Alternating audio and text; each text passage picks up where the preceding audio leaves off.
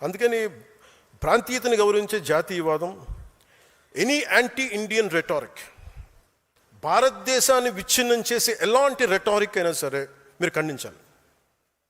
మీకు మోదీ గారి మీద కోపం ఉంటే ఆయన తిట్టండి, బీజేపీ మీద కోపం ఉంటే ఆయన తిట్టండి, జనసేన మీద తిట్టుంటే కోపం ఉంటే తిట్టండి.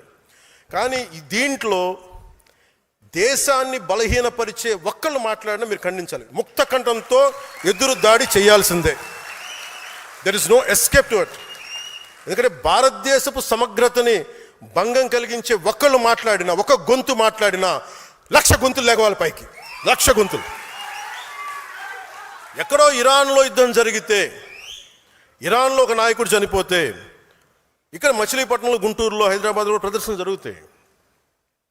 మరి అలాంటిది అమెరికా ఇజ్రాయెల్ ఘర్షణలో వస్తే వామపక్ష పార్టీలు మాట్లాడతాయి. సౌత్ అమెరికాలో ఒక లాటిన్ కంట్రీ నుంచి ఒక నాయకుడిని తీసుకెళ్ళిపోతే ఇక్కడ వామపక్ష పార్టీలకు బాధ వస్తాయి. వాళ్ళందరికీ ఇంత బాధ కలిగినప్పుడు మన దేశం గురించి మనకి గొంతెత్తకపోవడం తప్పు వద్దు మనం. అందుకే బెంగాల్లో, ఎందుకు చెప్తున్నాడు, బెంగాల్లో హిందువులపైన దాడులు జరిగి మనకు సంబంధం ఏంటని మీరు అనుకోకండి.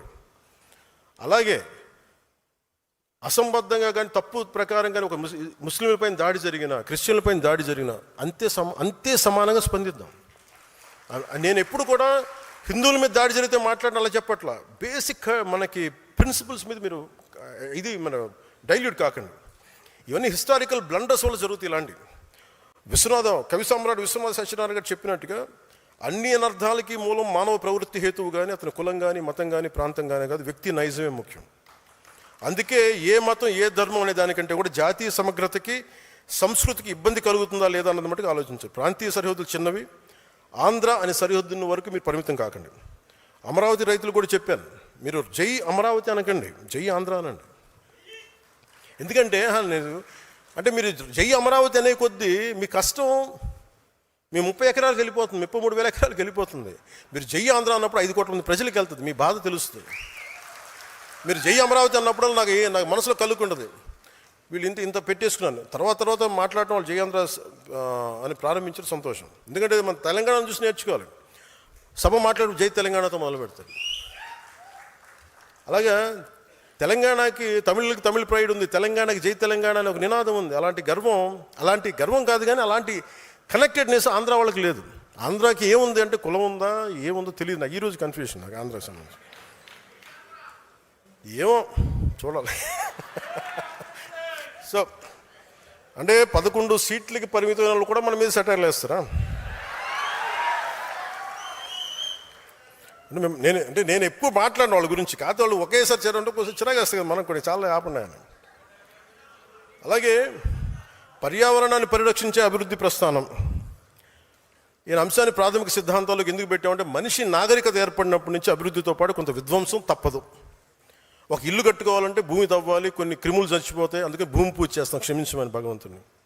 అందుకే జనసేన తీసుకునేది green activism, not militant green activism. It has to be regulated. మన అవసరాలు తీర్చుకోవాలి, కానీ ఆ అవసరాలు ప్రకృతిని పూర్తిగా నాశనం చేసే విధంగా ఉండకూడదు. మనం తిండి గింజలు పండించాలి, ఇల్లు కట్టుకోవాలంటే కొంత భూమి తవ్వాల్సిందే. సంస్కృతిలో భూమి పూజ చేస్తాం, శాంతి పూజ చేస్తాం. ఒక తలుపు, ఒక ఫర్నిచర్ చేయాలి, కుర్చీలు కావాలంటే ఒక చెట్టు నరకాల్సి రావచ్చు. మనం కూర్చుని హాల్ నిర్మించాలంటే కొంత ప్రకృతి విధ్వంసం తప్పదు. మనం వాడుతున్న ప్లాస్టిక్, నీళ్లు తాగే బాటిల్స్, ఇవన్నీ కూడా కొంత ప్రకృతి వనరుల దోపిడీ ద్వారానే వస్తాయి. సో ఏం చేయాలి వీటన్నిటికంటే, how do we regulate the exploitation of our own forest and resources and nature అన్న ఆలోచన విధానం మనకు రావాలి. కొంచెం బాధ్యతగా ఉండాలి. ఒక చెట్టు నడితే కనీసం మనం 100 చెట్లు నాటగలగాలి. మనం చాలా విషయాలు తిరిగి తెచ్చుకోగలం, కానీ తాగే నీళ్లు, స్వచ్ఛమైన గాలి ఒకసారి కలుషితమై తిరిగి తెచ్చుకోవడం చాలా చాలా కష్టం. And I want to be very conscious about nature. పర్యావరణ విషయంలో మనందరం చాలా జాగ్రత్తగా, మనం చేయగలిగేది మనం ఖచ్చితంగా చేద్దాం. ఒకవైపు పుణ్యం వస్తున్న నదుల్లో స్నానం చేస్తాం, లేదంటే అదే నదుల్లో మరోవైపు మురుగు కాలువ కలిపేస్తున్నాం. మన ద్వారా మన దగ్గర అవగాహన లోపించింది. ఆ పర్యావరణాన్ని పరిరక్షించిన బాధ్యత జనసేనలోని ప్రతి ఒక్కరికి రావాలి, తద్వారా సమాజానికి వెళ్ళాలి. అలాగే కొన్నిసార్లు యురేనియం లాంటిది అవసరం అవుద్ది, ఎంత జాగ్రత్తగా తీయాలి, ఎంత బాధ్యతగా వెళ్ళాలనేది కూడా భవిష్యత్తులో మనం చూసుకుంటూ ఉండాలి. వుడ్ బ్యాంక్స్ ఉండాలి. చిన్న నగరాల్లో, ముఖ్యంగా పంచాయతీల్లో మనం చేయాల్సిన పని ఏంటంటే, ప్రజలకి ప్రకృతి అనుబంధం పెంచాలి. ప్రతి చోట కొంత ఓపెన్ స్పేస్ ఉండాలి, వుడ్ బ్యాంక్స్ ఉండాలి, ప్రజలకి ఆహ్లాదాన్ని కలిగించే పార్క్స్, మినీ ఫారెస్ట్లు ఉండాలి.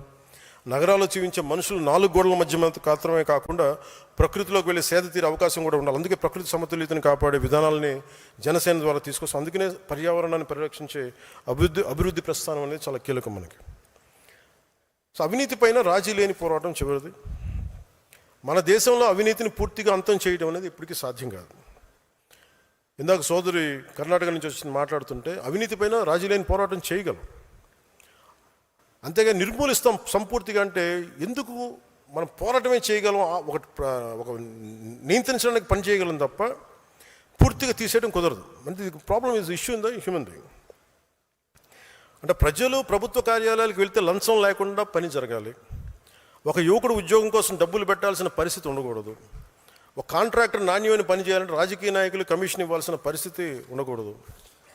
నేను బాధ్యతలు స్వీకరించిన వెంటనే నా కార్యాలయంలో పిఆర్ ఆర్డీ తీసుకున్న తర్వాత కార్యాలయంలో పనిచేసే సిబ్బందికి అవినీతిగా దూరంగా ఉండే చర్యలు తీసుకున్నాం.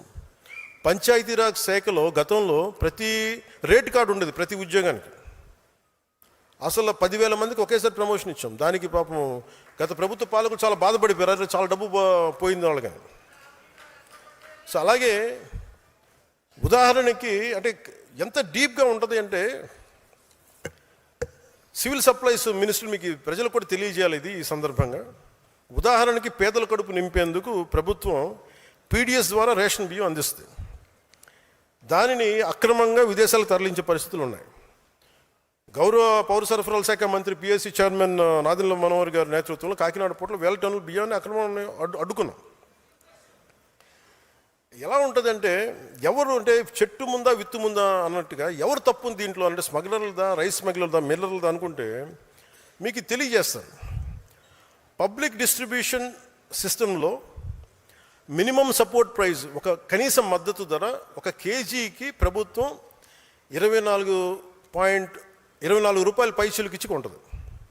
ఎంఎస్పి కనీస మద్దతు ధర, మిల్లింగ్ ప్రైజు, దాన్ని షార్ట్ టెక్స్ట్ ప్రైస్ తోటి 46 కేజీలు అవుతుంది. అంటే government will bear ₹46 per kg before giving to benefit ఉచితంగా